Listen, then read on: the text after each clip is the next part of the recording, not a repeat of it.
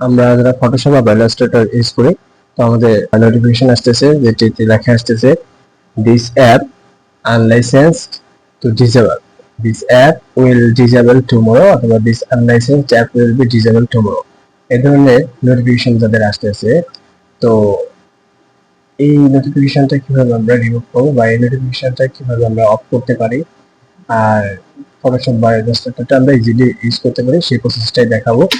তো সেই জন্য সরাসরি আমাদের চলে যেতে হবে সিকিউরিটিতে, উইন্ডোজ সিকিউরিটি থেকে ওয়েলফেয়ার এন্ড নেটওয়ার্ক প্রোটেকশনে ক্লিক করতে হবে।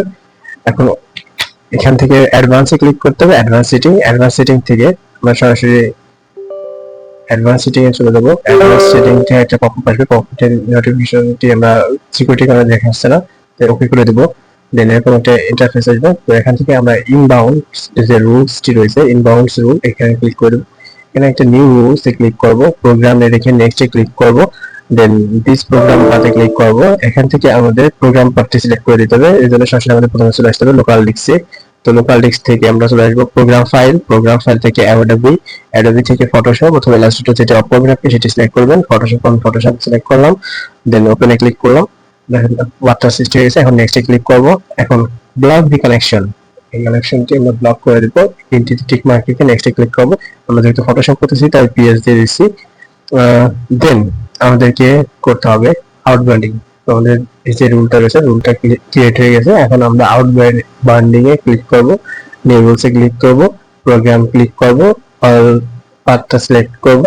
ব্যবস্থা যেহেতু আমাদের আগের বার পাথ সিলেক্ট করছি সেই লোকেশনে রয়েছে, আবার ফটোশপে সিলেক্ট করে দিলাম, নেক্সট এ ক্লিক করে দিলাম, ব্লক দি কানেকশন চেক মার্ক করে নেক্সট এ ক্লিক করে দেব। দেন তিনটা টিক চিহ্ন রেখে নেক্সট এ করে দেব। এখন আমরা নাম দিয়ে দেবো পিএস। তো আমাদের কিন্তু অলরেডি কাজ শেষ, আর আমাদের কোনো কাজ নেই এখানে, আমরা ক্লোজ করে দিতে পারি। এভাবে সেম ভাবে আপনারা ইলাস্ট্রেটরটা করে নেবেন, তাহলে ইলাস্ট্রেটরটা ইউজ করতে পারবেন। ফটোশপ এখন দেখেন আমি অন করছি, আমার এই ধরনের কোনো পপআপ আর আসবে না।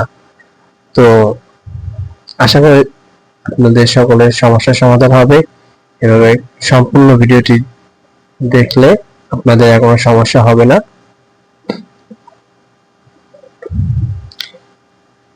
তো আপনি দেখতে পাচ্ছেন আমি ইজিলি ইউজ করতে পারছি। তো এইভাবে আপনারা ইউজ করতে পারবেন। তো সেম ভাবে ইলাস্ট্রেটরটা ব্লক করে দিবেন, তাহলে ইলাস্ট্রেটরটা ইউজ করতে পারবেন। আমার যেহেতু ইলাস্ট্রেটর আমি আগেই ব্লক করে রাখছি, তো ইলাস্ট্রেটর ব্লক করার আমার প্রয়োজন নেই।